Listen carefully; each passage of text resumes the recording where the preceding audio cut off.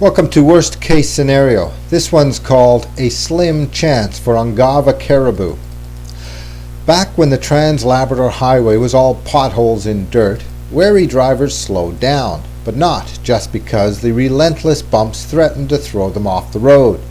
It was the caribou, you see. You could easily speed around a tight esker bend to first find a single animal blocking your way, and then behind it a whole herd choking the highway, from ditch to ditch and far into the woods. In those days, the George River caribou numbered in the hundreds of thousands and seemed to be everywhere, with far-flung animals not only showing up on the roads, but high up on the northern coastlines and even crossing Lake Melville ice. They were searching for something that was becoming rare in the herd's normal range: undepleted forage. Most of that part of the Trans-Labrador Highway is now paved. Drivers can achieve remarkably high speeds on it, but the wary still slow down in case they meet wildlife. Only it's not caribou these days. The great caribou ranges are gone, and so the animals that depended on them for sustenance are either dead or scattered. Even if disputers are right, and the George River herd hasn't dropped so low as the official count, down to less than 20,000 from around 800,000 a mere 2 decades ago, there's still no question something dramatic is happening. The caribou aren't just missed on the region's highways, but more seriously by hunters in 2 provinces who are even now contemplating the final end to their hunt. The hunters in no way started the decline, but they are worried they might help finish the herd off altogether. This time, unlike all the other times the population has plunged so low, the caribou might not be able to recover. Unfortunately, these caribou aren't the only ones in the continent suffering a bleak present and facing an even bleaker future.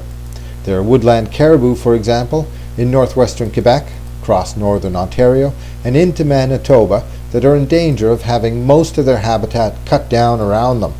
There's one herd in Alberta being monitored for tar sands contamination, and another 14 in the province that face losing most of their vital old-growth habitat to cut lines, roads, and loggers, in addition to the 84% sold off for oil and gas rights. In British Columbia, the provincial government is disputing claims that the southern population of mountain caribou is in a state of collapse caused by logging, but it does admit the sudden drop from 325 to 200 animals represents a dangerously steep decline. Most tragically, Idaho's woodland caribou are getting written off by the U.S. Fish and Wildlife as being too few to be worth saving anymore. This to allow recreational vehicles access to their currently protected range. None of these cases were caused by hunters of any kind, human or canine, despite what Alberta's wolf slaughter leads people to believe. In all cases, the caribou are being pushed to the brink because of industrial exploitation that is destroying their life-giving habitat with roads, pipelines, dams, mines, cutting blocks, oil and gas wells, town sites, railways, and all their accompanying physical, chemical, and noise pollution. Only in areas where at least 65% of a herd's range is protected, as in parts of Alaska and possibly in Ontario, does it have a chance to survive and thrive. That chance may not be given to the caribou of the Ungava Peninsula. Their woodland ranges are already in tatters, blasted and drowned by roads, mines, and hydro dams, their hills denuded of primordial forest. Their northern ranges are likewise vanishing. The western parts have long been drowned, and they're quickly losing the rest to new mines and new reservoirs. Fortunately, some of the region's Aboriginal groups are doing more than just discussing whether or not to eat the last of the George River herd.